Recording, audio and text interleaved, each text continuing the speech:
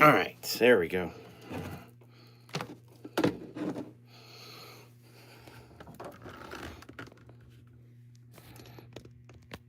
Here we go. All right. Hey everyone, I'm Big John, and welcome to another episode of the Disability Show live. Hang on.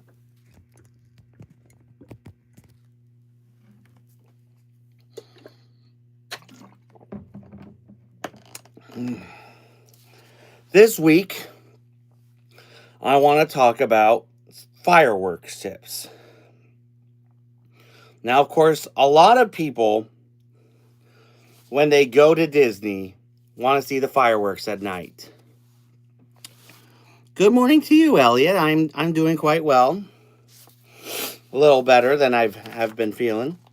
But nevertheless, the show must go on. And I hope you're well too. Now, as I was saying, of course, a lot of people, when they go to Disney, want to see the fireworks at night. Now, first of all, like we always say here on the channel, it's a good idea to take a break midday. Then when you're ready, head to the park for the evening. Now, a really good idea is to scout out a good viewing spot for the fireworks, like 45 minutes in advance, because on Main Street, it gets packed fast. And you don't want to grab the worst spot, which is perhaps Tomorrowland Terrace with all those trees in the way. We found out our best place to view the fireworks is right next to the cinema building. Also, if you have very sensitive ears, it's a really.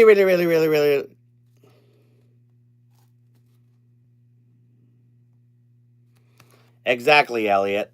Exactly.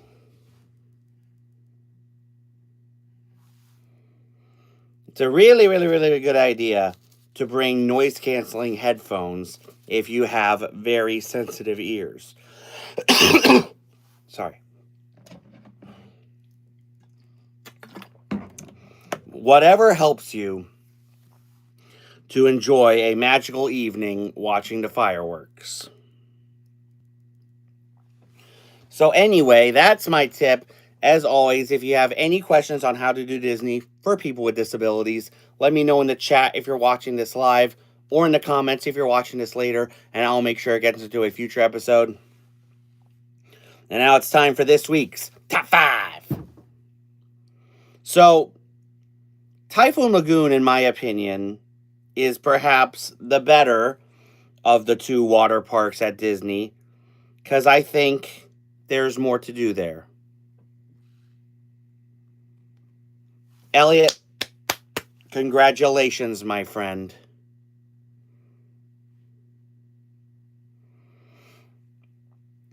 I hope that you do a great job, and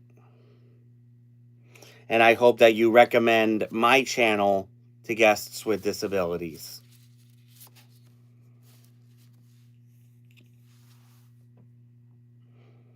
And now, as I was saying,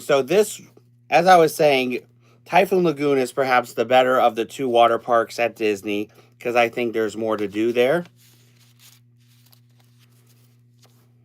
So this week, we're going to cover my top 5 attractions at Typhoon Lagoon. Number 5, the storm slides. So these slides are very great. Of course, there's that big bump at the beginning, but then it's smooth sailing, and then you land in the landing area, and it's a really fun slide. That and Humunga Cowabunga.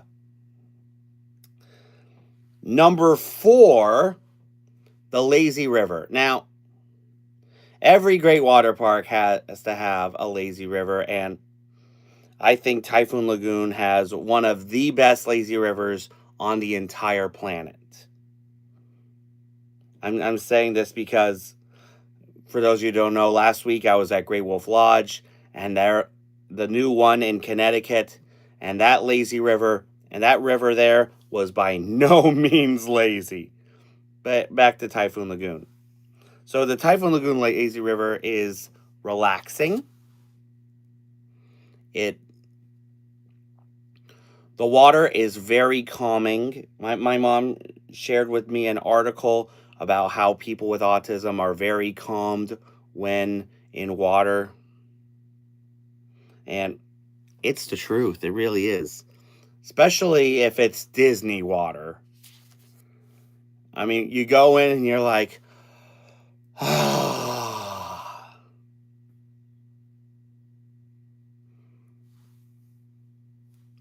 But the lazy river is great. There are a couple instances when water is dripping on you, and it's just part of the fun. It really is. Number 3, Misadventure Falls. Now, this is the most recent addition to a Disney water park in a very long time. Like 7 years ago, it's been already. And it is the very first Disney water park attraction that feature an audio animatronic figure. In this case, the pet parrot of the member of the Society of Explorers and Adventurers, Mary Oceaneer. And it's a really fun slide. I mean, it cranks you up, and then through all these great show scenes and the parrot, of course, it's a lot of fun. Number 2, the Crush and Gusher. So this is a water coaster.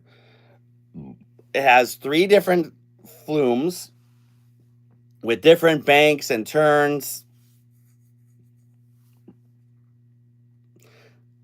And to quote my girl Stacy from the old Must Do Disney, it takes you faster than you can say, "Where's my bathing suit?" It's amazing. It's like a slingshot on steroids. And my number 1 attraction at Typhoon Lagoon, the wave pool. At one point, it was the largest wave pool in existence. I'm sure it's probably still one of the largest in the country. I mean, it's nuts. It really is. I mean, that thing cranks up a 6-footer every minute and a half. And I remember one time we were in it. That thing was cranking up a thing really fast, and a guy near us was like, "What? What?"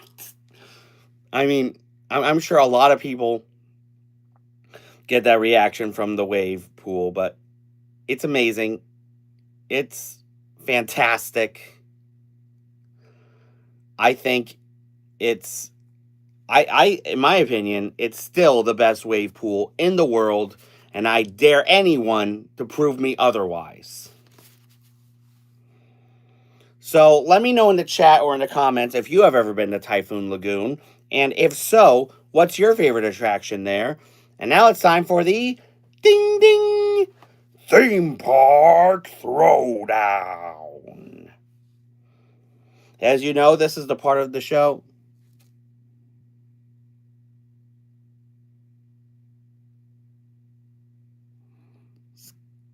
some far off.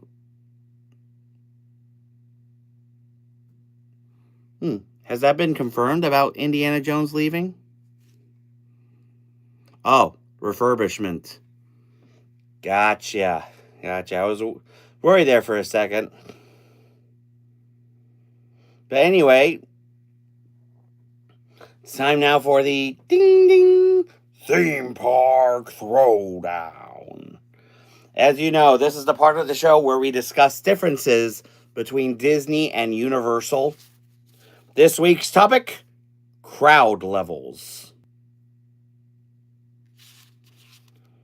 So Disney definitely draws crowds, especially at Magic Kingdom. And park hopping definitely helps a lot. Whereas Universal moves at a calmer and quick pace, I would say.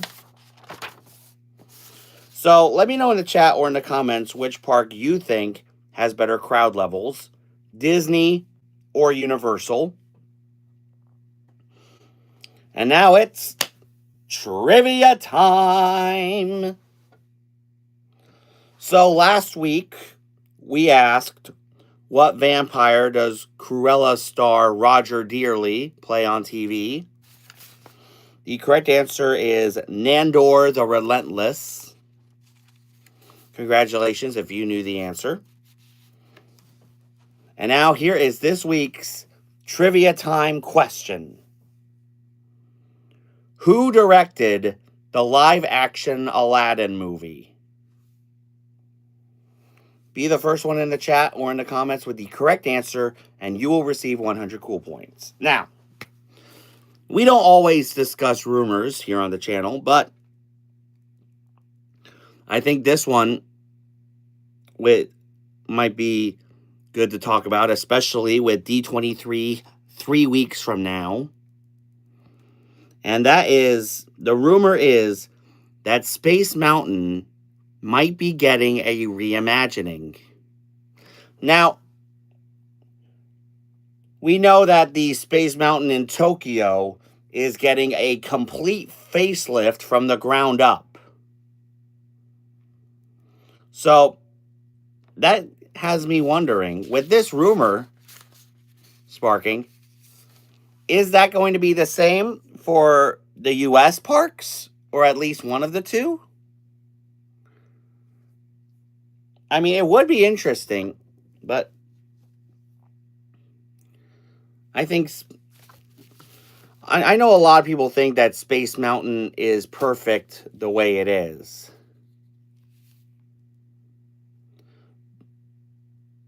But, you know, we have to remember what Walt once said. That... Hi, Laura. But we have to remember what Walt said, that Disneyland will never be complete as long as there's imagination left in the world. So, like I said, we don't always discuss rumors here, but I think it's important to address this rumor, especially with D23 3 weeks from now.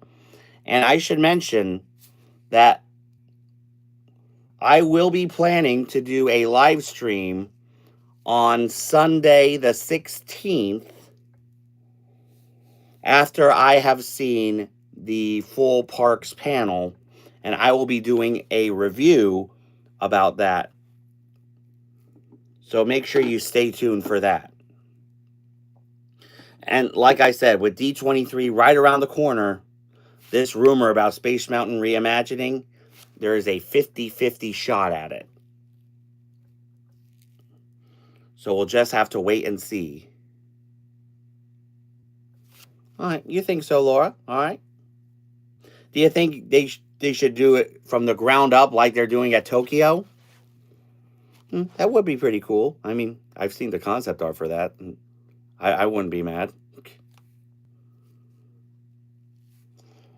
So anyway, that's our show. As I said, if you have any questions on how to do Disney for people with disabilities, let me know in the chat if you're watching this live, or in the comments if you're watching this later, and I'll make sure it gets into a future episode for this week's shout-outs. Make sure you guys... Let's see, who was I going to have as a shout-outs? Oh, make sure you guys check out Just a Guy and a Girl. They do great live streams from Disneyland. Make sure you check them out. Also, make sure you guys check out Jessica and Lewis. They do great content on their YouTube and Instagram. Definitely check them out. Also, make sure you guys check out Josh and Jenna over at Resort TV 1. They did a great Skyliner stream yesterday. Definitely check that out. Also, make sure you guys check out Ron over at Ron on the Go. He does great live streams from the parks as well. Definitely check him out. If you haven't subscribed here yet to the Big John Network, What in the Walt Disney World are you waiting for? Especially now that we're at 1,600 subs. And ding the bell for notifications so you never miss a second of the fun. And until next time, best removal.